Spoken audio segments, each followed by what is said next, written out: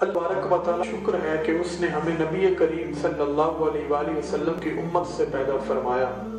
پھر احسان والا احسان یہ ہے کہ ہمیں نبی کریم صلی اللہ علیہ وآلہ وسلم کے ساتھ نسبت رکھنے والوں میں رکھا۔ یہ ایک بہت بڑا اعزاز ہے، شرف ہے کہ جو شخص نبی کریم صلی اللہ علیہ وآلہ وسلم سے محبت کرتا ہے، کیونکہ کائنات کی اگر ہر شے کسی کے پاس موجود ہے،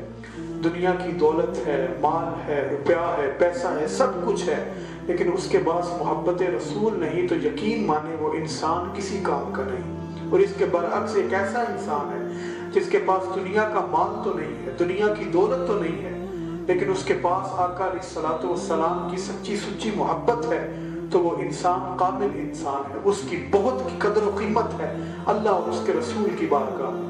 اس لیے ہم نے دیکھا ہے کہ نبی کریم صلی اللہ علیہ وآلہ وسلم کے ساتھ رہنے والے جتنے بھی لوگ تھے، یعنی کہ حضور کے صحابہ، ان کی حضور کے ساتھ والہانہ محبت تھی، اور وہ جس طرح حضور سے محبت کا اظہار کرتے تھے، ان کا ایک اپنا طریقہ تھا کہ نبی کریم صلی اللہ علیہ وآلہ وسلم کے کبھی لباس مبارک کو وہ اپنے چہرے پہ ملتے تھے، کبھی حضور کے وضو کے پانی کو پی جاتے تھے، کبھی کریم آقا صلی اللہ علیہ وآلہ وسلم کے منہ مبارک کو اپنے ہاتھوں پہ لیتے تھے،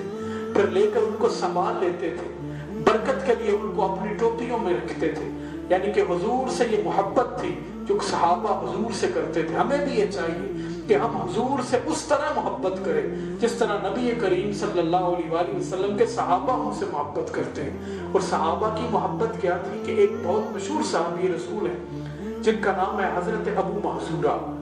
ان کے سر کے جو بال تھے وہ بہت لمبے تھے، اتنے لمبے تھے کہ جب وہ امامہ یا ٹوپی سر سے اتارتے تھے تو ان کے بال زمین پہ لگتے تھے۔ تو کسی نے ان سے پوچھا حضرت بات کیا ہے، آپ اپنے بال کیوں نہیں کٹواتے، آپ کے بال اتنے لمبے ہیں؟ تو حضرت ابو محذورہ نے ارشاد کیا فرمایا، آپ نے فرمایا میں اپنے بال اس لیے نہیں کٹواتا کہ ایک مرتبہ نبی کریم صلی اللہ علیہ وآلہ وسلم کا دست شفقت میرے سر پہ حضور نے رکھا تھا، اس کے بعد ابو محذورہ گوارا نہیں کرتا کہ جس سر پہ حضور کا دست شفقت آ جائے وہ کبھی بھی بال زمین پہ گرنے پائے۔ تو یہ صحابہ کی محبت تھی۔